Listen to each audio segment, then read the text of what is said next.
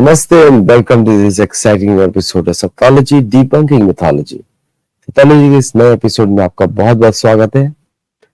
और आज हम लोग सीखेंगे,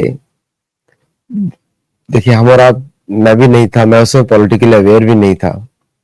हम लोग अपने करियर्स में लगे हुए थे, कॉलेजेस में लगे हुए थे, हम लोगों को कोई आइडिया ही नहीं था क्या चल रहा है दुनिया में। और आज हम लोग सीख रहे हैं, और आप में से जो पॉलिटिकल साइंस के स्टूडेंट्स हैं, आपके लिए बहुत ही इंपॉर्टेंट होगा इसको सीखना आज। और जो यूपीएससी का एग्जाम दे रहे हैं उनके लिए भी ये शो बहुत ही महत्वपूर्ण है, क्योंकि ये एक नए भारत की पहचान है। और क्या एक्चुअल इतिहास था और क्या हुआ, उसकी अंदर की बात है। So without delay let us listen to Professor Rameshwar Mishra Pankaj ji. नमस्कार। नमस्कार नमस्कार। बहुत ही अच्छा सीरीज आपने चुना है, और दर्शकों को बताऊंगा कि ये नए प्लेलिस्ट में होगा, तो उस प्लेलिस्ट को जरूर सब्सक्राइब करें और सीखें। ये मेरा बहुत इच्छा है। तो इनसे मेरे एक इच्छा है कि जो भारत के 6 सिद्धांत है उस पर बात हो, वो कभी फ्यूचर में उसमें करेंगे, लेकिन आज हम इस पॉलिटिकल सीरीज में बात करेंगे। तो सबसे पहले ये संपूर्ण क्रांति आंदोलन क्या था, किसने शुरू किया था, और आज तो बड़ी अच्छी पुण्यतिथि भी है। जी जी, असल में ये जो श्रृंखला है ये भारत के राजनीतिक दलों के गुण दोष पर है, जिसको आज पहली श्रृंखला है, पहली कड़ी है। यह है संपूर्ण क्रांति आंदोलन और उस समय के राजनीतिक दल, जो टोटल रिवॉल्यूशन मूवमेंट नाम दिया था उसे अंग्रेजी में। तो एक तो इसके बारे में जाने, क्योंकि वर्तमान में जो पार्टी सत्ता में है और जो उनके विरोध में है, कांग्रेस को छोड़कर, दोनों ही पक्ष यानी सत्तारूढ़ दल और सत्तारूढ़ दल के गैर कांग्रेसी विरोधी दल, दोनों ही टोटल रिवॉल्यूशन मूवमेंट या संपूर्ण क्रांति आंदोलन की ही उपज है। अब ये संपूर्ण क्रांति आंदोलन क्या है, तो इसको बहुत संक्षेप में अगर पहले बैकग्राउंड पृष्ठभूमि चर्चा करें, तो ट्रांसफर ऑफ पावर के बाद कांग्रेस का सोशलिस्ट धड़ा जो कम्युनिज्म से प्रभावित था वो पावर में आया। जवाहरलाल नेहरू प्रधानमंत्री बने, जिनका कम्युनिस्ट चाइना और कम्युनिस्ट रूस के प्रति बहुत झुकाव था, सोवियत संघ के प्रति।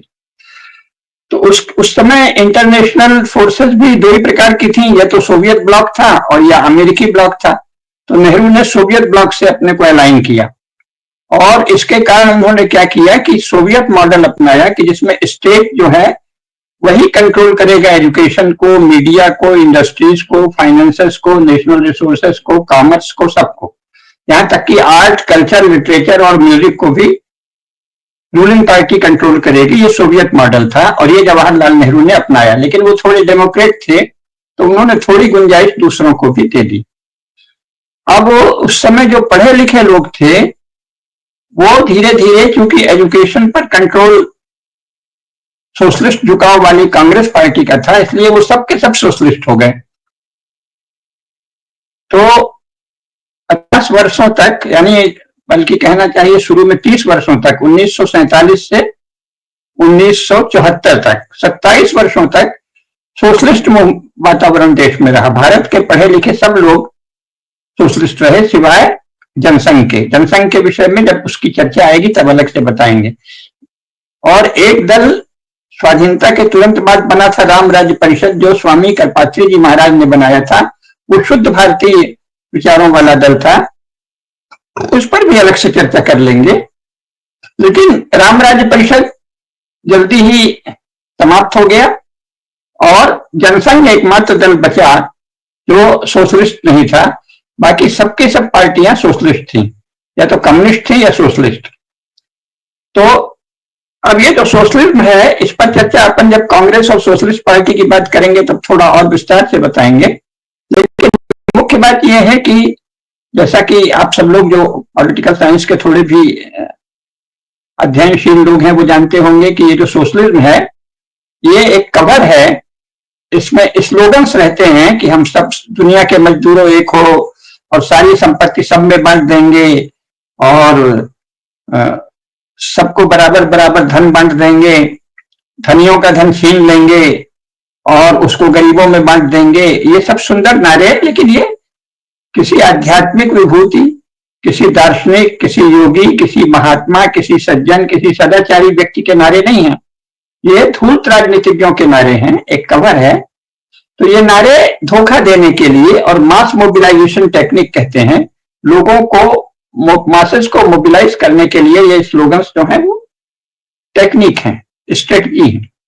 और वास्तव में किया ये जाता है कि नेशनल रिसोर्सेस पर रूलिंग पार्टी का टोटल कंट्रोल, उसी को वो अपने को नेशन का सिनोनिम बना देते हैं, हम ही राष्ट्र हैं। यूरोप के जितने भी आइडियोलॉजीज हैं वो सब इसी तरह की हैं। नेशन स्टेट यूरोप में कुल 150 वर्ष पुराना है।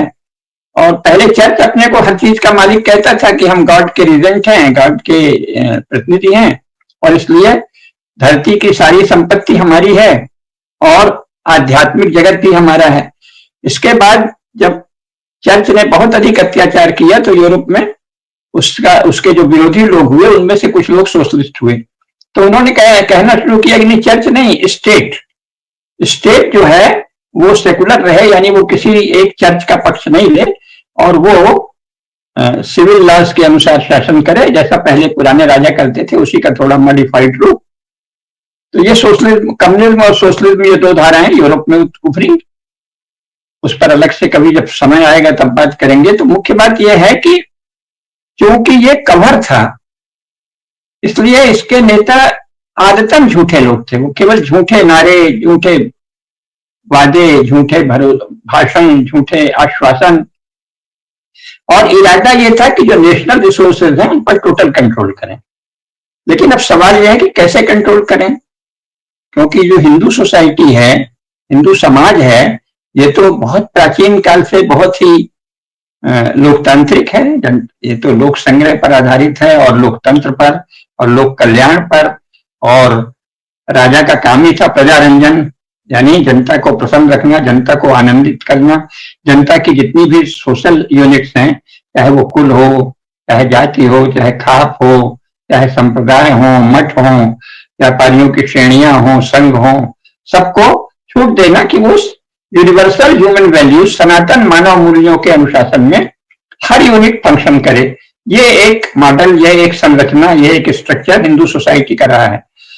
दूसरी इसमें विशेषता ये रही है कि यहाँ की हर जाति सेनानी रही है, हर जाति की सेनाएं रही हैं, चारों वर्णों की सेनाएं रही हैं। आपको महाभारत में भी मिलता है, कौटिल्य के अर्थशास्त्र में भी मिलता है। तो यहाँ की सोसाइटी की हर क्लास वेरियर योद्धा रही, ऐसा नहीं है कि केवल एक कोई जाति योद्धा रहे। तो इसलिए समस्या ये आ गई कि जैसे सोवियत संघ है तो वहां ज्यादातर लोग स्लेव्स जैसे थे, और फार्मर्स जो थे उनको बोल्शेविक्स ने ठग लिया और फिर उनकी संपत्ति हड़प ली और वो कुछ नहीं कर पाए। भारत में ये संभव नहीं था, क्योंकि अगर आप संपत्ति हड़पेंगे तो यहाँ के किसान ही वो थे जो 1857 की अंग्रेजों के विरुद्ध स्वतंत्रता संग्राम जिन्होंने लड़ा था, और फिर तब से लगातार लड़के 90 वर्षों में अंग्रेजों को यहाँ से भागने को विवश कर दिया, वो सब किसानों के ही लड़के थे। फौज में भी सबसे ज्यादा किसानों और फिर बाकी चारों वर्णों के लोग रहते हैं, उनके लड़के रहते हैं। तो अगर आप लोगों की संपत्ति छीनेंगे, सारे देश के रिसोर्सेस छीनेंगे, तो वो आपको मार देंगे, क्योंकि ये योद्धा जाति है, हिंदू संसार की सबसे बड़ी योद्धा जाति है। ये जवाहरलाल को पता था, क्योंकि वो बचपन में गांव गांव घूमे थे, ने जाकर छना, फूलपुर सब जगह घूमते थे, तो उन्हें पता था कि यहाँ के किसान बहुत शक्तिशाली हैं और स्वाभिमानी हैं। अगर हम इनकी जमीन छीने फोर्सफुली स्टेट के फोर्स से, तो ये बदले में हमको मार देंगे। और स्टेट की भी जो आर्मी है, जो पुलिस है, वो भी किसानों के घर की ही है, तो वो हमारा साथ नहीं देगी। उनकी लॉयल्टी अपने परिवार के प्रति है, बहुत ज्यादा हमारे यहाँ परिवार के प्रति निष्ठा पहले थी। तो जवाहरलाल नेहरू वगैरह ने जो सोशलिज्म लाना चाहते थे, उन्होंने दीर्घकालिक प्लानिंग की, लॉन्ग प्लानिंग की। तो उन्होंने क्या किया, एक तो शिक्षा के द्वारा यह कोशिश की कि जो भी हिंदू संस्थाएं हैं सबको बदनाम करो, जाति बड़ी गंदी चीज है, कुल का अटैचमेंट घटिया चीज है, और विवाह भी फालतू की संस्था है, लोगों को मुक्त रहना चाहिए, फ्री सेक्स हो, फ्री लाइफ हो, ऐसे कह के लंपटता, व्यभिचार और मनमानी को प्रोत्साहन दिया। और हिंदुओं की हर यूनिट को, परिवार को, जाति को, मठों को, श्रेणियों को, व्यापारियों के संघों को, संप्रदायों को, विद्या को, सन्यासी को, ब्राह्मणों को, सबको बदनाम किया कि ये तो सब ऐसे ही हैं, जिससे कि ये सब बदनाम हो जाएं। तो स्टेट, सोशलिस्ट स्टेट की फंक्शनिंग आसान हो जाए। दूसरा उन्होंने क्या किया कि चकबंदी और कोऑपरेटिव, ये दो मूवमेंट चलाए। तो इनके द्वारा लोगों की जमीन छीनना शुरू किया और संपत्ति का मौलिक अधिकार भारत के संविधान में था, उसे इन्होंने खत्म कर दिया। तो फिर लोगों की संपत्ति छीनने लगे सीलिंग के नाम से। बातें सब क्या किए, ये हिम्मत नहीं थी कि ये कहते कि हम तुम्हारी संपत्ति छीनेंगे। तो कहा कि कोऑपरेटिव मूवमेंट से किसानों का ज्यादा भला होगा, सब मिलजुल कर काम करो। प्रेम की बात बहुत करते थे। भारत में जो धूर्त और बहुत ही बदमाश लंपट नेता है, वो सबसे ज्यादा प्यार की बातें करता है। तो जवाहरलाल ने भी कहा सब शांति लाएंगे, प्रेम रहेगा, तो अपने खेत कंसोलिडेट कर दो। एक जगह चकबंदी, और चकबंदी के नाम पर किसी का भी खेत कहीं भी मिला देते थे, दूसरे का खेत छीन लेते थे। और दूसरे भूमि की हदबंदी, यानी एग्रीकल्चर फील्ड्स की एक लिमिट बांधी कि इतने एकड़ से ज्यादा पर फैमिली नहीं रहना चाहिए, पर पर्सन। होल्ड्स जो है, जो कास्ट है किसानों की, उसकी सीमा बांधी। तो बाकी किसान जो है, उनकी जो बड़े बड़े किसान थे जिनके पास बहुत भूमि थी, उनकी भूमि सरकार ने छीन ली। जब सरलता से छीनने में दिक्कत हुई तो विनोबा भावे को पटाया कि चलो तुम भूदान आंदोलन करो, और वो आंदोलन करने लगे तो लोग दान देने लगे। हिंदुओं में उदारता बहुत है और दानशीलता बहुत है। इस दान का अनुचित लाभ उठाया, क्योंकि किसानों को ये नहीं बताया कि तुम मालिक नहीं रहोगे अपनी जमीन के। उनसे तो कहे तुम्हारी जमीन है, तुम दान दे दो। और व्यवहार में कानून क्या बन रहे थे कि अब भारत की जितनी संपत्ति है, जितनी खेती है, जितनी एग्रीकल्चर लैंड है, जितना फॉरेस्ट लैंड है, जितना जल है, वायु है, सब स्टेट की है। और स्टेट की ओनरशिप का अर्थ है पार्टी के जो टॉप का गैंग है उसकी ओनरशिप, क्योंकि स्टेट सोसाइटी का रिप्रेजेंटेटिव नहीं रह गया। स्टेट जो है वो यूरोपीय इंस्टीट्यूशंस का एजेंट हो गया, मिशनरीज का और ब्रिटेन का और फ्रांस का और अमेरिका का। तो स्टेट की फंक्शनिंग क्या हो गई, नेशनल रिसोर्सेज पर पार्टी के बॉसेस का और उनके सहायक ऑफिसर्स का कंट्रोल। तो इससे भयंकर भ्रष्टाचार फैला। अब जो दूसरे नेता थे, जो सोशलिस्ट थे, वो उनमें से जो सच्चे थे, यानी जो विचार से पढ़ के कम्युनिस्ट या सोशलिस्ट बने थे, उनके कोई गलत पर्पस नहीं थे, वो लोगों को धोखा नहीं देना चाहते थे। तो वो लोग जो है, उनको केवल ये लगा कि करप्शन बहुत है, स्वयं स्टेट के स्ट्रक्चर में गड़बड़ी है, स्वयं ये जो रूलिंग पार्टी है कांग्रेस और उसके सहायक लोग, उनके थॉट में गड़बड़ है। सोसाइटी के विषय में, स्टेट के विषय में, नेशनल डिफेंस, हर विषय में वो गलत सोचते हैं। और भारत की परंपरा, हिंदुओं की संस्कृति, हिंदू की शिक्षा, हिंदुओं का ज्ञान, हमारे वेद पुराण शास्त्र, सबके विषय में वो गलत सोचते हैं। ये किसी ने नहीं उठाया प्रश्न। ये आज तक भारत की किसी पार्टी ने ये बात नहीं उठाई कि कांग्रेस और दूसरी पार्टियां हिंदुओं के शास्त्रों के विषय में गलत विचार रखते हैं, गंदे विचार रखते हैं, हिंदू धर्म की अकारण निंदा करते हैं, हिंदुओं के ज्ञान की निंदा करते हैं और हिंदू संस्थाओं की निंदा करते हैं। ये किसी ने आज तक नहीं उठाया। तो अभी अपन बात कर रहे हैं कि तो आज चूंकि जयप्रकाश नारायण का जन्मदिन है 11 अक्टूबर, इसलिए हमने सोचा सबसे पहले संपूर्ण क्रांति आंदोलन से बात करें। तो संपूर्ण क्रांति आंदोलन ने भी मुख्य मुद्दा क्या उठाया, भ्रष्टाचार का, करप्शन। और करप्शन का अर्थ है कि जो एडमिनिस्ट्रेशन चल रहा है उसके जो बने बनाए रूल्स हैं, लॉज हैं, स्वयं एडमिनिस्ट्रेशन ने बनाए हैं, उनका उल्लंघन, ट्रांसग्रेशन, है ना, और कुछ नहीं। जो भारतवर्ष में भ्रष्टाचार है, सनातन धर्म के अनुसार भ्रष्टाचार का अर्थ है श्रुति मार्ग से विचलन, धर्म मार्ग से विचलन, धर्म शास्त्रों का पालन नहीं करना, सदाचार पर नहीं चलना, धर्म पर नहीं चलना, वो सब भ्रष्टाचार है। अगर आप वर्ण और आश्रम का प्रतिपालन नहीं करते, अगर आप अपने कुल की मर्यादा में नहीं रहते, अपने कुल की परंपरा में नहीं रहते, और आपका कुल अपने आसपास के समाज का ध्यान नहीं रखता, और फिर वो पूरा जनपद का ध्यान नहीं रखता, और फिर पूरे राष्ट्र का ध्यान नहीं रखता, तो वो सब भ्रष्टाचार है ना। क्षुद्रता जो है भ्रष्टाचार है, दुराचार भ्रष्टाचार है, अनाचार भ्रष्टाचार है, सदाचार से विचलन भ्रष्टाचार है। लेकिन ये लोग जो भ्रष्टाचार हिंदी में कहते थे, अंग्रेजी इनका भाषा थी सारे नेताओं की। भारत के सभी राजनेताओं में से जो प्रमुख लोग हैं उनकी भाषा आज भी या तो अंग्रेजी है, या जनसंघ में अंग्रेजी नहीं है तो भाजपा में अंग्रेजी नहीं है तो अंग्रेजी का ट्रांसलेशन। लेकिन भारत के शास्त्रों की भाषा भारत की कोई पार्टी नहीं बोलती। तो भ्रष्टाचार यानी करप्शन करप्शन का अर्थ है कि जो गवर्नमेंट के बनाए रूल्स हैं उनका ट्रांसग्रेशन नहीं होना चाहिए, और वो सब हो रहा था धड़ल्ले से। तो संपूर्ण क्रांति आंदोलन जो है वो भ्रष्टाचार के विरुद्ध में जयप्रकाश नारायण ने पहले शुरू किया, इंदिरा गांधी के भ्रष्टाचार के विरोध में। अब इसके लिए जरूरी है कि आप थोड़ा सा जयप्रकाश नारायण के विषय में जान लें, तो उस माइंडसेट को समझ लेंगे कि किस माइंडसेट से ये टोटल रिवॉल्यूशन मूवमेंट आया था। अभी तो हमने जनरल पब्लिक का माइंडसेट बताया कि जनरल पब्लिक क्या थे तो हिंदू ज्यादातर, आज भी हिंदू ही है 85%, उस समय और ज्यादा थे 89%, 90%।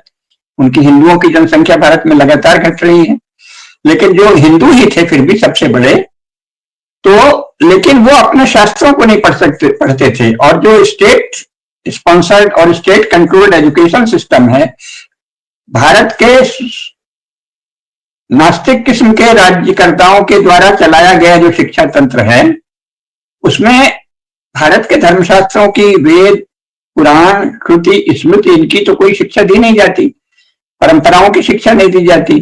तो वो सब हिंदू घरों में होकर भी यूरो क्रिश्चियन थॉट पढ़ते थे, यूरोप की, खासतौर से इंग्लैंड की जूठन पढ़ते थे और उसी में मगन रहते थे। तो उन्होंने क्या मुद्दा उठाया? उन्होंने कहा ये करप्शन बहुत हो रहा है, कांग्रेस सरकार अकेले सब खा पी रही है, करप्शन है। बस इतना करप्शन का मुद्दा उठाया। इसके पहले भी वो मुद्दे उठे थे, जब समय आएगा दूसरी पार्टियों का तब बताएंगे। तो जयप्रकाश नारायण की पृष्ठभूमि, ये तो एक जनरल पब्लिक की पृष्ठभूमि हमने बता दी कि लोगों को लगता था कि भाई ये बातें तो करते थे, समाजवाद लाएंगे, गरीबी हटाएंगे। राहुल गांधी आज भी कहते हैं हम गरीबी हटा देंगे। पहले उनके पिताजी की मां के भी पिताजी यानी परदादा जवाहरलाल नेहरू ने कहा कि हम गरीबी हटाएंगे। फिर इंदिरा गांधी जो राहुल गांधी की दादी है, उन्होंने कहा कि हम गरीबी हटाएंगे। फिर राजीव गांधी जो राहुल गांधी के पिताजी हैं, उन्होंने कहा गरीबी हटाएंगे। राहुल गांधी भी कह रहे हैं हम गरीबी हटाएंगे। 60 वर्ष तक इन लोगों का या इनके समर्थन के से शासन चला और कुछ भी नहीं मिटा पाए। कह रहे हैं, आज भी कहते हैं गरीबी बहुत है, आज भी कहते हैं भुखमरी बहुत है, आज भी कहते हैं विषमता है, और फिर भी बेशर्मी से कह रहे हैं गरीबी हटाएंगे। आपको 60 वर्ष तक यहाँ शासन करने का मिला, राष्ट्रपति, प्रधानमंत्री, केंद्रीय मंत्री, स्टेट स्ट्रक्चर सब आपके हाथ में रहा, उससे अलग आपके पास कोई थॉट नहीं है। उसी थॉट के चलते 60 वर्षों में आप गरीबी नहीं मिटा पाए, लेकिन फिर भी कहते हैं गरीबी मिटाएंगे। तो वो चल रहा था। तो फिर जो बाकी लोग हैं उनको लगा कि भाई ये तो झूठ बोलते हैं, तो उन्होंने कहा कि ये तो गरीबी मिटाने की आड़ में करप्शन कर रहे हैं। तो उन्होंने उठाया कि करप्शन जो है बंद होना चाहिए, कम से कम तुम जो रूल्स बनाते हो उसको, उस पर स्टिक करो, उस पर दृढ़ रहो, भ्रष्टाचार मत करो। अब जयप्रकाश नारायण का यहाँ आता है कि संपूर्ण क्रांति आंदोलन किसने चलाया था? जयप्रकाश नारायण ने। जयप्रकाश नारायण कौन थे? 11 अक्टूबर 1902 को इनको, उस समय वो बंगाल प्रेसिडेंसी थी, बाद में बिहार अलग राज्य बना, बिहार और यूपी में बलिया जिला बना। बलिया और यानी सितब दियारा जो बलिया का है वो बिहार और यूपी की बॉर्डर में है। तो बलिया के ये सिताब दियारा नाम के गांव के रहने वाले थे। 11 अक्टूबर 1902 को इनका जन्म हुआ और इन्होंने पहले कुछ स्कूल में पढ़ा, इसके बाद पटना में जाके पढ़ने लगे। फिर पटना में, और 1918 में यानी जब जयप्रकाश नारायण 16 वर्ष के थे तब उनका विवाह हो गया। विवाह बंगाल के एक बहुत ही धनी, अच्छे, संपन्न परिवार से हुआ। उनकी बेटी थी ब्रजकिशोर बाबू की, ब्रजकिशोर प्रसाद की। लड़की का नाम था प्रभावती, बहुत मेधावी थी। तो 16 वर्ष की उम्र में इनका विवाह हुआ, लड़की तब 14 साल की थी। फिर उसी समय ये पटना में पढ़ भी रहे थे, पहले कम आयु में विवाह होता था। फिर विवाह, इन्हों को पटना में अचानक वो जो पढ़ाई थी इंटर की, यानी कि इंटर की क्या, उस समय हाई स्कूल में ही थे, जो अंग्रेजी किस्म की पढ़ाई थी, उसके विरुद्ध इन्होंने कुछ कांग्रेस के नेताओं का भाषण सुना। तो इन्होंने कहा कि अब हम ब्रिटिश स्कूल में नहीं पढ़ेंगे, ब्रिटिश स्टेट के द्वारा संचालित स्कूल में नहीं पढ़ेंगे। तो एक विद्यापीठ चलाई थी डॉक्टर राजेंद्र प्रसाद वगैरह ने, उसमें चले गए पढ़ने। तो इस प्रकार एक ही साल में इन्होंने पटना जाने के बाद, पहले तो गांव में पढ़े, जब पटना गए तो पटना में कुछ 1 साल से भी कम समय में पढ़ाई छोड़ दी और उस आंदोलन में लग गए। और फिर उसमें अनुग्रह नारायण सिन्हा जो बिहार के मुख्यमंत्री हुए हैं, वो उस समय उनके उस कॉलेज के टीचर थे विद्यापीठ के, ये उसके स्टूडेंट रहे, यानी बिहार के पूर्व मुख्यमंत्री के शिष्य। फिर अगले वर्ष इन्होंने सीधे सक्रिय आंदोलन में भाग लिया, जो नाम को ऑपरेशन असहयोग आंदोलन था, गांधी जी के नेतृत्व वाला कांग्रेस का, उसमें भाग लिया तो जेल चले गए। अब जब जेल गए तो उससे जब छूटे तो फिर इनको लगा कि थोड़ा, इन्होंने इंटर की परीक्षा दी, फिर कहा कि हम यूनाइटेड स्टेट्स ऑफ अमेरिका जाएंगे पढ़ने।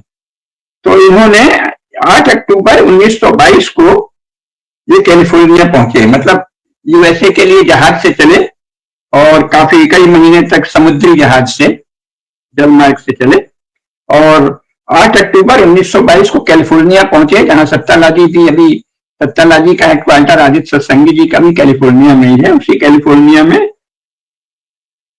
जयप्रकाश नारायण पहुंचे और वहां कैलिफोर्निया यूनिवर्सिटी जो है बर्कले में, उसको ज्वाइन किया।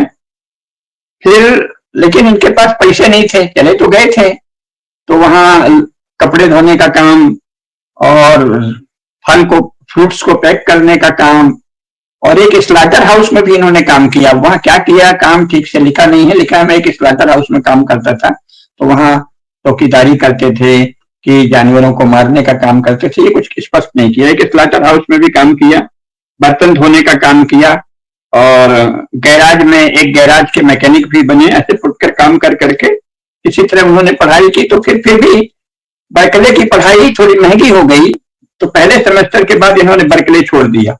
फिर लावा यूनिवर्सिटी में गए, फिर विस्कॉन्सिन यूनिवर्सिटी में गए, लगातार यूनिवर्सिटी बदलते रहे अपनी सुविधा से, और अंत में विस्कॉन्सिन यूनिवर्सिटी से उन्होंने ग्रेजुएशन किया, और वहीं पर इन्होंने कार्ल मार्क्स को पढ़ा, दास कैपिटल को, पूंजी को, और बोल्शेविकों से बहुत प्रभावित हुए। उस समय खबर आई कि रूस में क्रांति होने वाली है और क्रांति हो रही है, 1917 तब तक आ गया।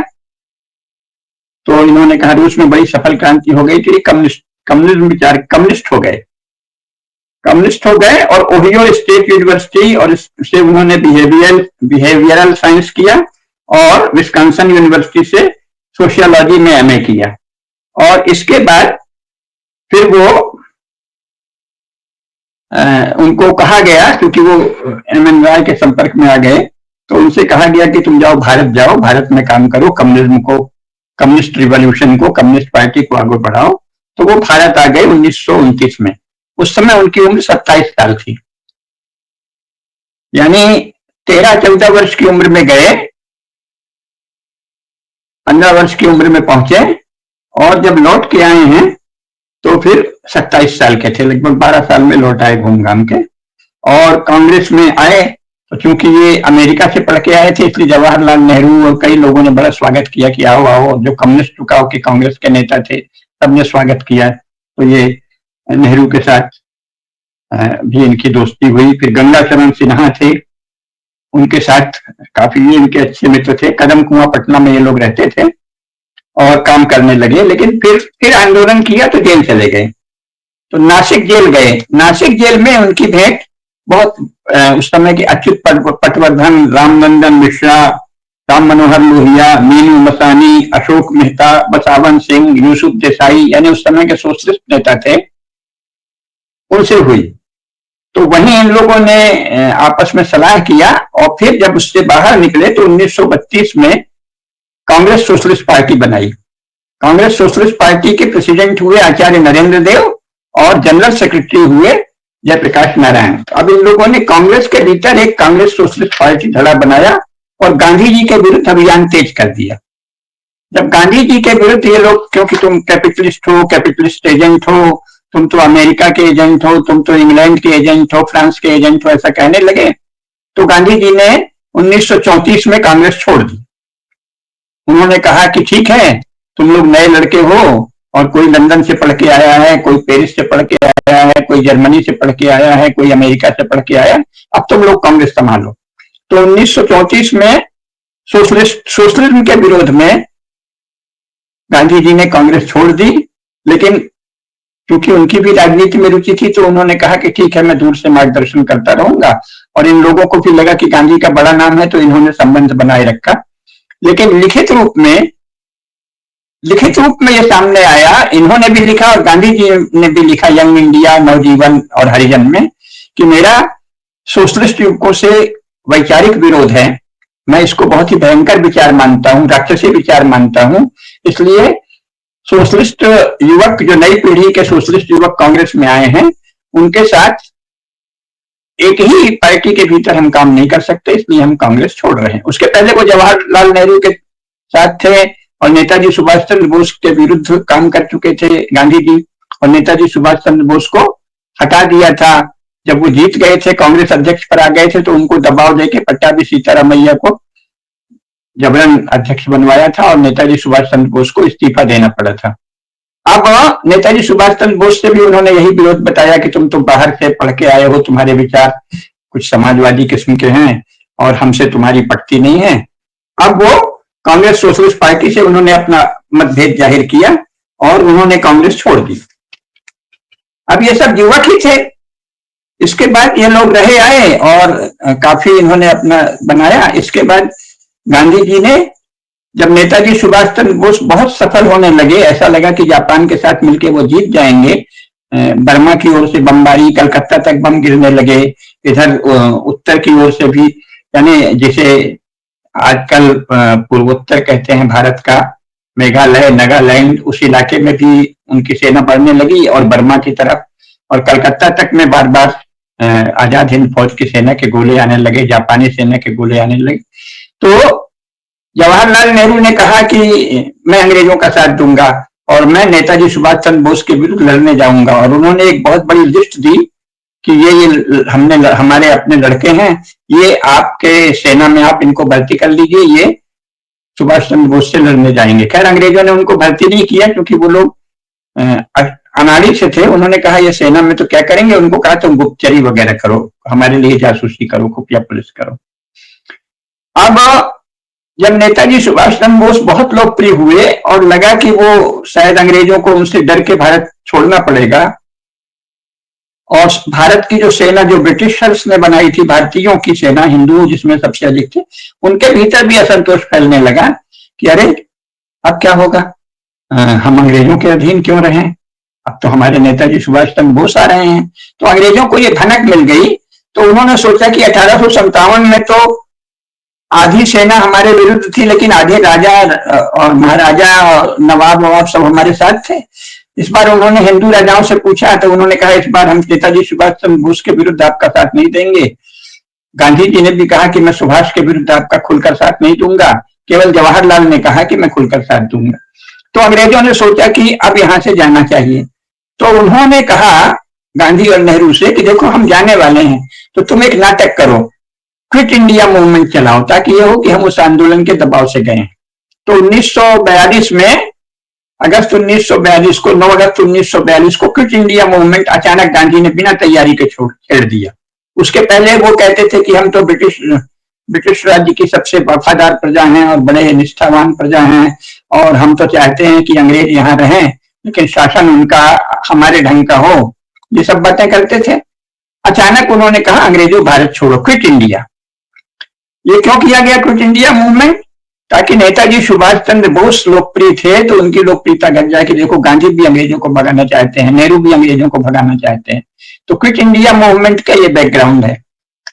लेकिन अब जो नई पीढ़ी के लड़के थे, खासतौर से जो सोशलिस्ट थे, अच्युत पटवर्धन, मीनू मसानी, राम मनोहर लोहिया, अशोक मेहता, जयप्रकाश नारायण, आचार्य नरेंद्र देव, ये सब लोग बड़े खुश हुए। तो इन्होंने काम किया, लेकिन अगले ही दिन गांधी जी गिरफ्तार कर लिए गए, सब कांग्रेस के नेता गिरफ्तार कर लिए गए, जयप्रकाश नारायण भी गिरफ्तार कर लिए गए। तो जयप्रकाश नारायण ने क्या किया कि कुछ और अपने साथियों के साथ मिलके, सावन सिंह वगैरह के साथ मिलके, योगेश शुक्ल हैं, सूरज नारायण सिंह हैं, रामनंदन मिश्रा हैं, इनके साथ मिलके हजारीबाग जेल में ये बंद किए गए थे। तो हजारीबाग जेल की दीवार फांद के भागे, लेकिन फिर नेपाल में जाते जाते ये पकड़ लिए गए तो जेल चले गए। लेकिन लोहिया वगैरह, अरुणा आसफ अली, राम मनोहर लोहिया, इन्होंने भूमिगत आंदोलन जारी रखा। एक रेडियो भी चलाया, भूमिगत आजाद हिंद रेडियो। अब इससे क्या हुआ कि अंत में जैसी योजना थी अंग्रेजों की, उन्होंने सुभाष चंद्र बोस के स्थान पर जवाहरलाल नेहरू को खड़ा कर दिया, और गांधी जी ने जवाहरलाल नेहरू को खड़ा करने में अंग्रेजों का साथ दिया। क्योंकि कांग्रेस पार्टी ने अपने अध्यक्ष पद के लिए सरदार पटेल को सबसे ज्यादा नाम वोट दिए थे, डॉक्टर राजेंद्र प्रसाद को भी दिए थे। सबसे ज्यादा वोट कांग्रेस की प्रांतीय समितियों के द्वारा सरदार पटेल के पक्ष में आए थे, लेकिन गांधी जी ने कहा कि नहीं, सरदार पटेल से कहा नहीं तुम बैठ जाओ, जवाहरलाल नेहरू को अध्यक्ष बनाया जाए, और उनके दबाव से जवाहरलाल नेहरू अध्यक्ष बने। जो कांग्रेस का अध्यक्ष बनेगा उसको ही हम पावर ट्रांसफर करके जाएंगे, ऐसा उन्होंने कहा था। तो जवाहरलाल नेहरू अंग्रेजों की योजना से और गांधी जी के मिली भगत से जवाहरलाल नेहरू कांग्रेस के अध्यक्ष बने और ट्रांसफर ऑफ पावर उनके पास हुआ, वो भारत के प्रधानमंत्री बने। इसके बाद वो सोशलिस्ट ढंग का शासन चलाने लगे, और जयप्रकाश भी सोशलिस्ट थे, तो दोनों में भाई भाई का रिश्ता था। फिर जयप्रकाश नारायण ने क्या किया कि एक उस समय रेलवे, जो भारतीय रेलवे है उसका रेलवे मैन फेडरेशन था, सबसे बड़ा लेबर यूनियन थी, उसके अध्यक्ष जयप्रकाश नारायण बन गए और ये लेबर यूनियन चलाने लगे। और फिर बाद में इन्होंने नागालैंड में विदेशी ईसाई मिशनरियों का भी बहुत साथ दिया, जो कि वहां कन्वर्जन के लिए काम किया। चूंकि ये तो कम्युनिस्ट थे और भारत से इनको प्रेम नहीं था, मतलब भारत से वैसे प्रेम था, देशभक्ति की भावना इनकी ऐसी थी कि हम भारत को कम्युनिस्ट बना देंगे, यही देशभक्ति है, लेकिन भारतीय संस्कृति से प्रेम नहीं था। लेकिन फिर अनुभव करते करते इनको लगा कि ये तो धीरे धीरे समझ में आया।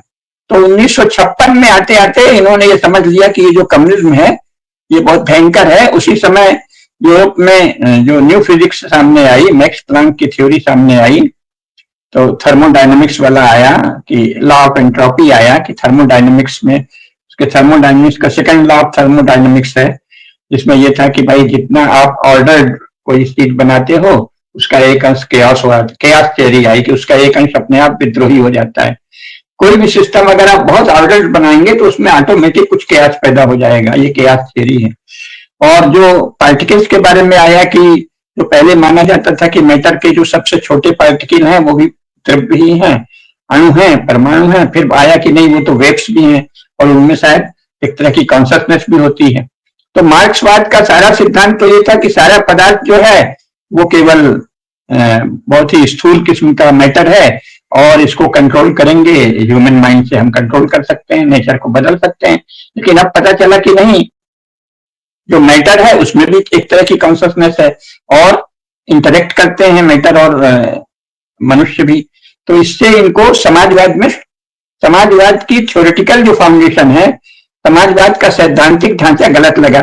तो जयप्रकाश चूंकि ईमानदार थे तो इन्होंने 1956 में घोषणा की कि मैंने कम्युनिज्म की देवी के चरणों में बैठकर इतने वर्षों तक तपस्या की, क्योंकि मैं भारत का हित चाहता था, तो बार बार उस देवी से ये मांग करता रहा कि मुझे मार्गदर्शन दो, रास्ता दिखाओ, जिससे मैं अपने लोगों की गरीबी दूर कर सकूं, भला कर सकूं। लेकिन अब मुझे पता चल गया है कि कम्युनिज्म से देश का कोई भला नहीं हो सकता। आत्मा, परमात्मा, पुनर्जन्म और कर्मफल को माने बिना कोई भी मनुष्य नैतिक हो ही नहीं सकता। आत्मा, परमात्मा, पुनर्जन्म और कर्मफल भारत का सिद्धांत है, इसलिए भारतीय मार्ग से, भारतीय दर्शन वाले मार्ग से ही भारत का उत्कर्ष हो सकता है। 1956 में जयप्रकाश नारायण ने एक भाषण दिया, वो बुकलेट के रूप में छपा है, फ्रॉम सोशलिज्म टू सर्वोदय।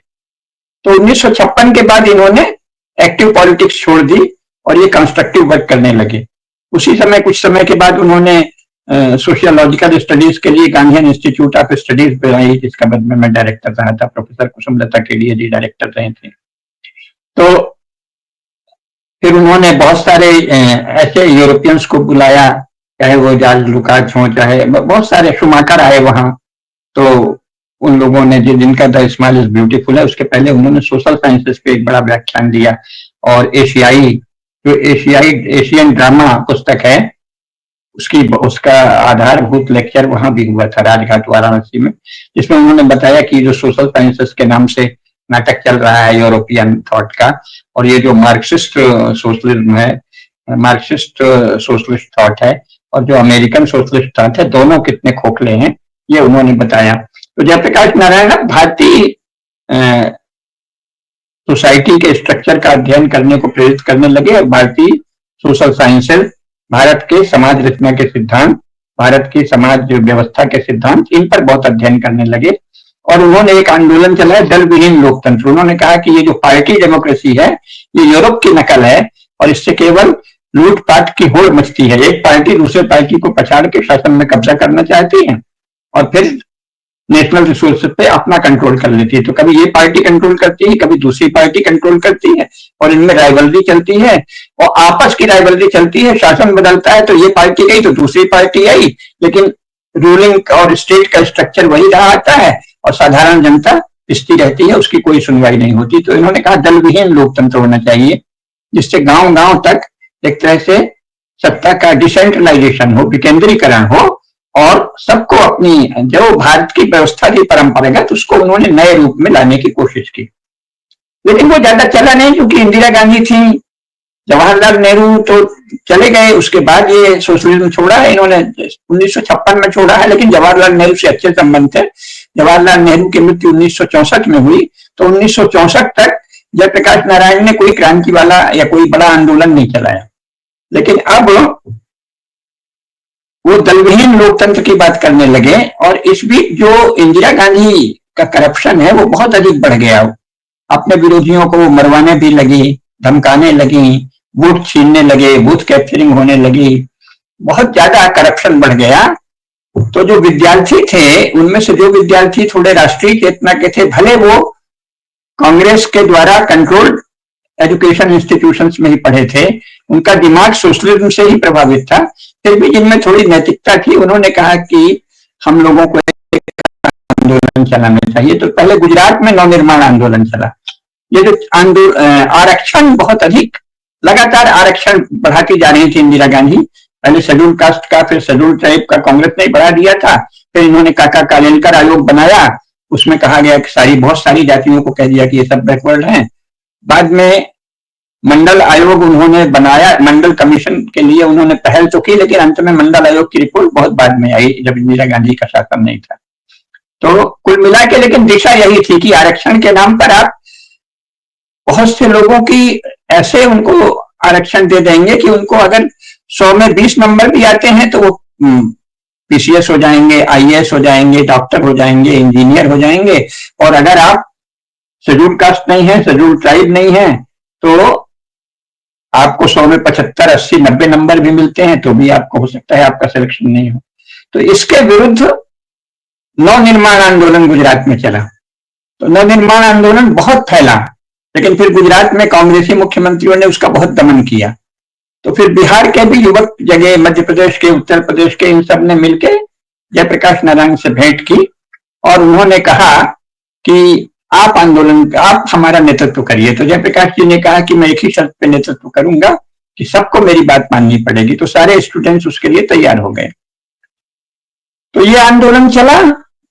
जब आंदोलन चला तो राजनारायण जो है, जो इंदिरा गांधी के विरुद्ध लड़े थे, उन्होंने एक जनहित याचिका, रिट पिटीशन दायर किया कोर्ट में और उसमें बहुत से एविडेंसेस दिए, बहुत से प्रमाण दिए कि इंदिरा गांधी ने चुनाव में भ्रष्टाचार किया था, जबरदस्ती अपने पक्ष में मत डलवाए थे। इनका मत, मतलब ये अगर फेयर चुनाव हो तो ये हार जाती। तो कोर्ट का निर्णय आ गया कि हाँ, इंदिरा गांधी का चुनाव अवैध है, इलीगल है ना। इससे इंदिरा गांधी बहुत तमतमा गई, क्योंकि प्राइम मिनिस्टर थी। तो उन्होंने कहा अच्छा, कोर्ट की ये हिम्मत, मैं कोर्ट को ठीक कर दूंगी। तो उनको सिद्धार्थ शंकर रे, उनका लॉ मिनिस्टर था, उसने कहा कि कॉन्स्टिट्यूशन में एक प्रावधान है इमरजेंसी का, आपातकाल का, आप उसे लागू कर दीजिए। तो इंदिरा गांधी ने 26 जून 1975 को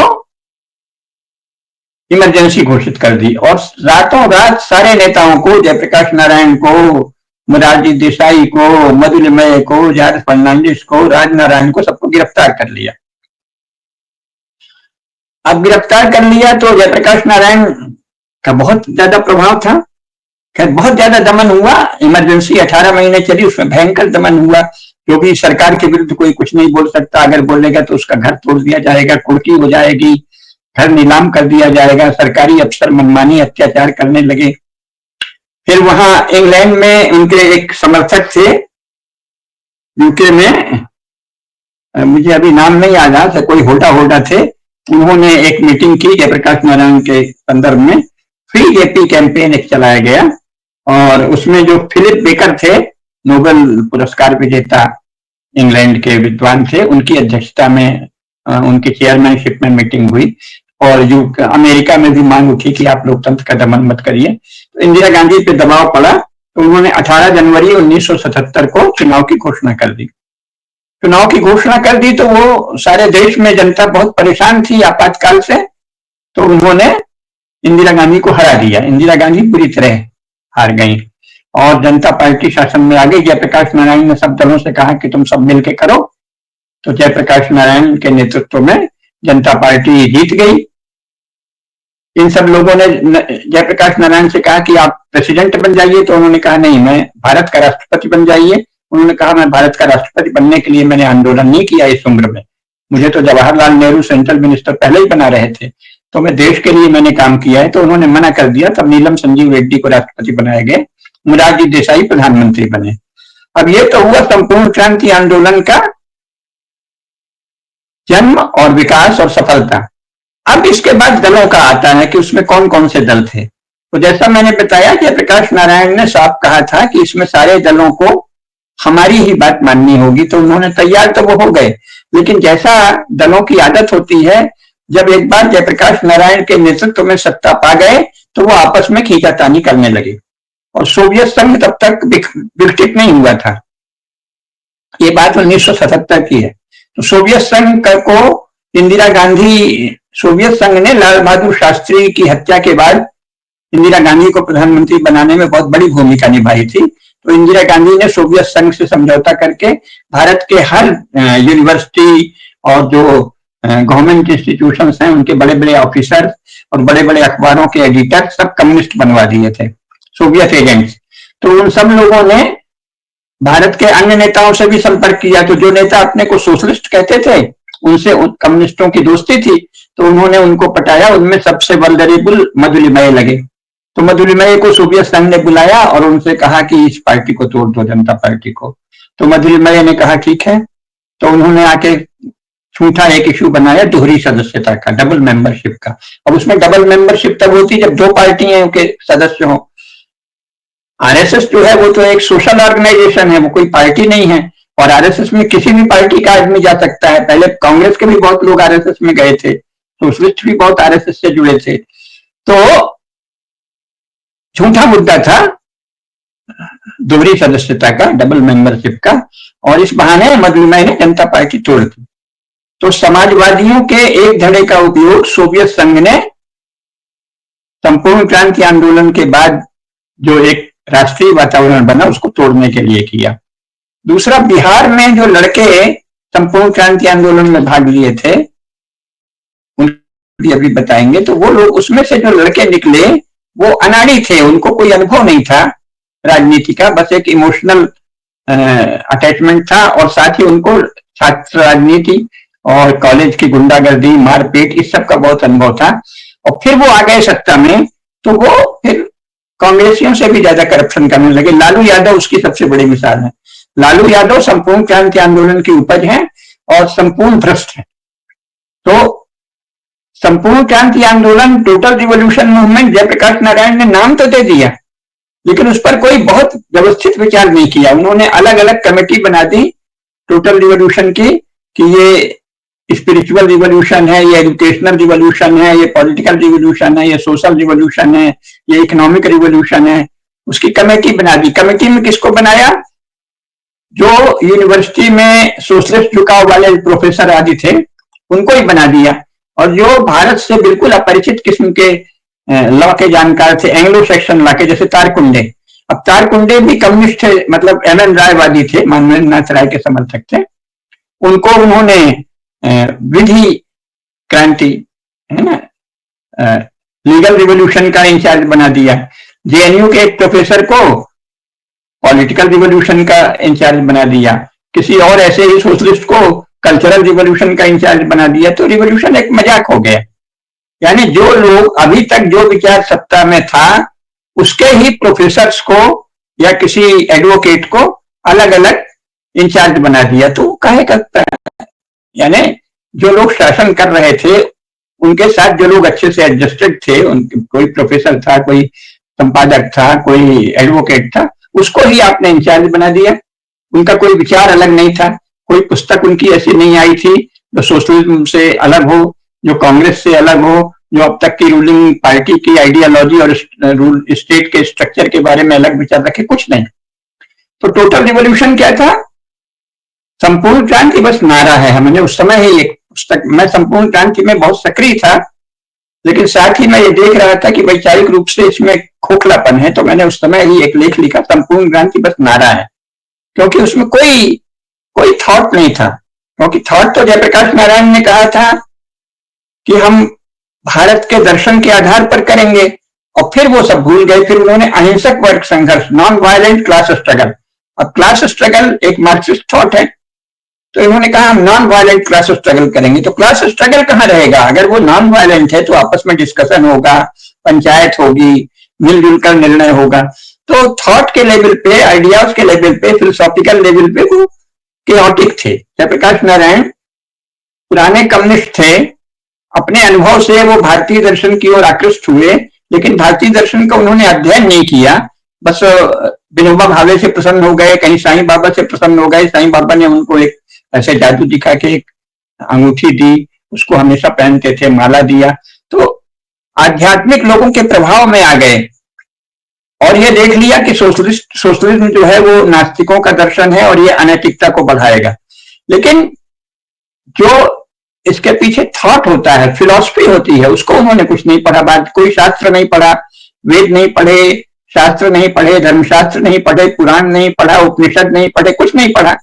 तो एक कम्युनिस्ट थॉट के आधार पे उसमें वो भारत भारत भारतीयता और आत्मा परमात्मा की बात तो करते रहे, लेकिन इसके इम्प्लीकेशंस क्या होंगे, आत्मा को मानने वाली राजनीति कैसी होगी, आज तक किसी भी पार्टी ने नहीं किया। तो इस प्रकार क्या हुआ, जनता पार्टी टूट गई, इंदिरा गांधी फिर वापस आ गई। अब उसमें विविध दलों की क्या भूमिका थी, ये थोड़ा संक्षेप में और बताना होगा, जिससे कि आप लोगों को अंदाज हो जाए। तो संपूर्ण क्रांति आंदोलन विद्यार्थियों के आग्रह पर जयप्रकाश नारायण ने उसका नेतृत्व संभाला और कहा कि मैं इसका कमांडर हूं। और अचानक सारे देश में जयप्रकाश नारायण की बहुत बड़ी बड़ी सभाएं होने लगी, लाखों की संख्या में लोग मरने लगे। उसी से घबरा के इंदिरा गांधी ने इमरजेंसी घोषित की थी। रामलीला मैदान में 1 लाख से अधिक के लोग इकट्ठे हो गए और वहां से मंच से रामधारी सिंह दिनकर एक बहुत अच्छे तेजस्वी कवि हुए हैं, उनकी कविता का पाठ किया गया, सिंहासन खाली करो कि जनता आती है। अब वो गुप्तचर पुलिस सब वहां मौजूद थी इंदिरा गांधी की, इन्होंने जैसे ही कहा सिंहासन खाली करो कि जनता आती है और 1 लाख की भीड़, वो भी सब राजनीतिक रूप से सजग लोग, तो इंदिरा गांधी घबरा गई। तो आपातकाल घोषित करके सबको गिरफ्तार करने का एक कारण यह भी था कि उनको लगा कि ये कहीं प्रधानमंत्री निवास और राष्ट्रपति भवन पर कब्जा न कर ले, वो घबरा गए। तो वो तो ठीक है, जयप्रकाश नारायण का व्यक्तित्व इतना बड़ा था, देश में सब लोग उनको ये देखते थे ना कि ये सच्चे हैं, इन्होंने कभी किसी छोटे भाव से कुछ कमाई के लिए, अपने लोगों में से किसी को कोई पद दिलाने के लिए, स्वयं कोई पद पाने के लिए कोई काम नहीं किया, इसलिए सारा देश उनके प्रति उमड़ पड़ा। थॉट के लेवल पे उन्होंने न तो स्वयं कुछ सोचा और न ऐसे लोगों को महत्वपूर्ण जिम्मेदारी दी जो सोचते, तो इसलिए वो बिखर गया। अब उसमें जो भीतर हुआ तो उसमें यह समस्या आई कि ये जो सोशलिस्ट थे, उसमें से जो सोशलिस्टों का लोहियावादी धड़ा था, ये तो कांग्रेस से घृणा करता था, कांग्रेस को देश के सारे पापों की जड़ मानते थे डॉक्टर राम मनोहर लोहिया।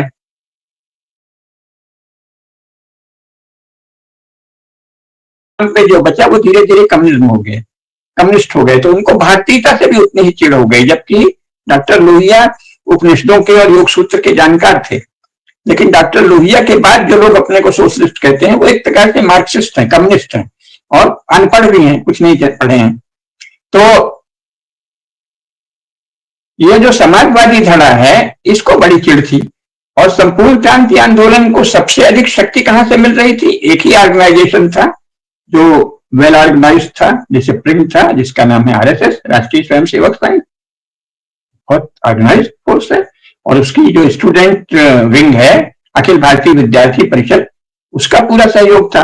गोविंदाचार्य उस समय अखिल भारतीय विद्यार्थी परिषद के नेता थे और राम बहादुर राय वगैरह कई लोग थे, लालमणि चौबे आदि।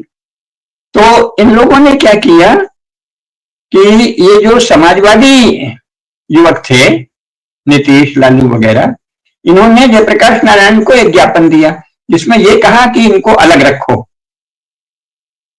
एबीवीपी को और आरएसएस को। तो मेरे सामने की उपाध्याय जयप्रकाश नारायण ने वो कागज फेंक दिया ऐसे थोड़ा सा फाड़ के, हट जाओ।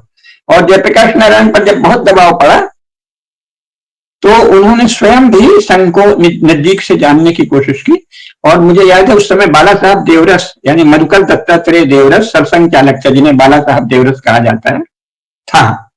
तो बाला साहब देवरस से कई बार कदम कुआं में, पटना के कदम कुआं में और सदाकत आश्रम में इनकी जयप्रकाश नारायण जी की भेंट हुई।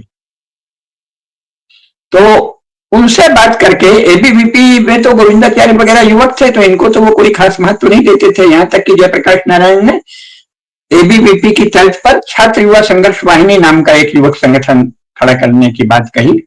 और हम सब लोग जो किसी भी दल से नहीं जुड़े थे वो छात्र युवा संघर्ष वाहिनी में हो गए। मैं भी छात्र युवा संघ की एक प्रांत का संयोजक था मध्य प्रदेश का, और गंगेले थे संयोजक, तो मैं उसका बाद में प्रमुख कार्यकारिणी का सदस्य बना। सुरेंद्र गंगेले जो आजकल जज हैं इंदौर में पीठ में, तो वो थे, मैं शुरू में था, बाद में वही हुए। तो इस तरह से स्वतंत्र विचार वाले बहुत से युवक जो न तो सोशलिस्ट थे और न ही आरएसएस से जुड़े थे, वो छात्र युवा संघर्ष वाहिनी में आ गए, लेकिन सब युवक थे और उनकी कोई खास देश में उतनी बड़ी धाक नहीं थी। तो एबीवीपी के समानांतर जो छात्र युवा संघर्ष वाहिनी खड़ी करने की कोशिश हुई वो तो शक्तिशाली नहीं हुई, लेकिन फिर भी जयप्रकाश उसमें लगे रहे। लेकिन जब बाला साहब देवरस से, मधुकर दत्तात्रेय देवरस जो सरसंघ चालक है, उनसे उनकी बात हुई, काफी लंबी बात हुई, तब उनको पता चला कि ये तो संघ सचमुच देशभक्त है और बहुत ही उदार है। हम आपको केवल एक घटना बताते हैं। आरएसएस से जुड़े सब लोग संस्कारी हिंदू हैं, तो उसमें से जो द्विज हैं वो सब यज्ञोपवीत भी धारण करते हैं। बहुत से ऐसे आध्यात्मिक आंदोलनों से जुड़े हैं, जैसे आर्य समाज से या युग निर्माण योजना से या किसी और आंदोलन से। तो जो तथाकथित शेड्यूल कास्ट के भी अगर वो पवित्र जीवन जिए तो उनको यज्ञोपवीत धारण करने के पक्षधर हैं। ऐसे आंदोलन भी हैं, वो भी आरएसएस से जुड़े हैं।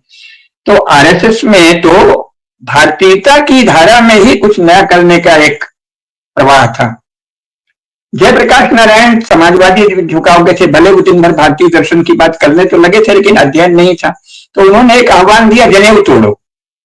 अब जनेऊ तोड़े पर बाला साहब देवरस से उनकी बात हुई, तब मैं सुन रहा था। तो बाला साहब देवरस ने बहुत ही गंभीरता से कहा कि हम अपने स्वयंसेवकों को ये निर्देश तो नहीं दे सकते कि जनेऊ तोड़ो, लेकिन आपके आंदोलन का हम विरोध भी नहीं करेंगे। अगर हमारे कुछ स्वयंसेवक आपसे प्रभावित होकर जनेऊ तोड़ देते हैं तो हम उन पर कोई अनुशासन की कोई कार्रवाई नहीं करेंगे। कोई कहा भी नहीं हमारे यहाँ इस प्रकार का। स्वयंसेवक को अगर देश हित में लगता है तो हमारे यहाँ राष्ट्रभक्ति मुख्य है, और अगर किसी स्वयंसेवक की समझ में ये आता है कि राष्ट्र हित में चलो कुछ दिन जनेऊ तोड़ देते हैं, तो हम कोई संगठन की ओर से कोई प्रतिबंध नहीं होगा। इससे जयप्रकाश नारायण एकदम अभिभूत हो गए।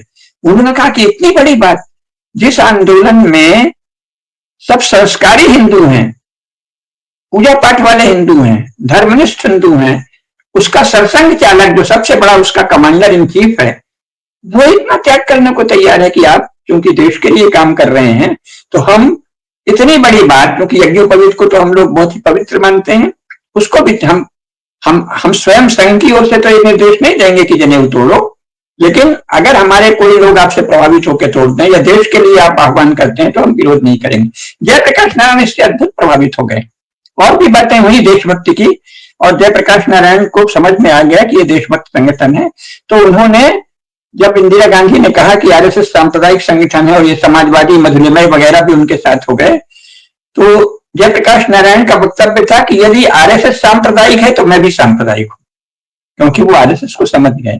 तो संपूर्ण क्रांति आंदोलन की सफलता में मुख्य भूमिका किसकी थी? राष्ट्रीय स्वयंसेवक संघ और अखिल भारतीय विद्यार्थी परिषद की। आपातकाल में सबसे ज्यादा जेल में किसके लोग गए? आरएसएस के, विद्यार्थी परिषद के और जनसंघ के। तब तक जनसंघ थी। और जब जयप्रकाश नारायण ने सबसे कहा कि अपने अपने दल का विलय कर दो, तो जनसंघ का सबसे पहले विलय कर दिया जनसंघ के अध्यक्ष ने, और फिर बाकी दल भी हुए। लेकिन जल्दी ही बाकी दल अपनी अलग पहचान की जिद करने लगे। सोवियत संघ के इशारे पर मधुलिमय ने जनता पार्टी को तोड़ दिया। जब जनता पार्टी को तोड़ दिया, तब मजबूरी में जनसंघ को, जिसने अपना अधिवेशन करके अपने दल का विलय घोषित कर दिया था जनता पार्टी में, उसको अलग होना पड़ा। तब अटल बिहारी वाजपेयी ने उसका नाम दिया भारतीय जनता पार्टी। भारतीय जनता पार्टी, लेकिन वातावरण से वो भी इतने प्रभावित थे कि उन्होंने भारतीय जनता पार्टी का लक्ष्य रखा गांधीयन सोशलिज्म। अब गांधीयन सोशलिज्म इतनी हास्यास्पद चीज है। गांधी जी सोशलिज्म के विरोध में थे, हमने आपको बताया 1934 में सोशलिज्म के विरोध में उन्होंने कांग्रेस छोड़ी थी। तो गांधीयन सोशलिज्म क्या है? एक फालतू की चीज है, एक स्वतः व्याहत पद है, अपने को सेल्फ कंट्राडिक्टरी है। जो अगर आप गांधीयन हैं तो आप सोशलिस्ट नहीं हो सकते, अगर आप सोशलिस्ट हैं तो आप गांधीयन नहीं हो सकते। लेकिन राजनीतिक नारेबाजी से राजनीति चलती है, तो अटल बिहारी वाजपेयी ने कह दिया कि हम गांधीवादी सोशलिस्ट हैं, गांधीयन सोशलिस्ट हैं।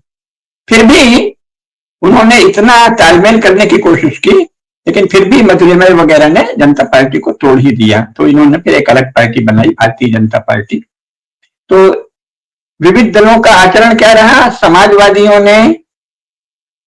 समाजवादियों का एक धड़ा जॉर्ज फर्नांडिस के नेतृत्व में तो आरएसएस के निकट हो गए, लेकिन बाकी समाजवादी जो हैं वो लोहिया के समाजवाद को छोड़कर कम्युनिज्म की ओर झुक गए और वो कम्युनिस्टों और कांग्रेस के मित्र बन गए। आरएसएस की बहुत बड़ी भूमिका रही, बहुत उदारता रही, लेकिन फिर भी उसको सोशलिस्ट धड़ा कांग्रेस के इशारे पे और सोवियत संघ के इशारे पे उसका विरोध करता रहा। आज भी अखिलेश, मतलब मुलायम सिंह जो है वो संघ के बहुत निकट थे, लेकिन फिर भी उन्होंने हिंदुत्व के प्रश्न पर कांग्रेस और कम्युनिस्टों का साथ लिया और अखिलेश खुलेआम विरोध कर रहा है भाजपा का, जबकि मुलायम सिंह तो गैर कांग्रेसवाद की उपज है, यानी कांग्रेस के घोर विरोधी।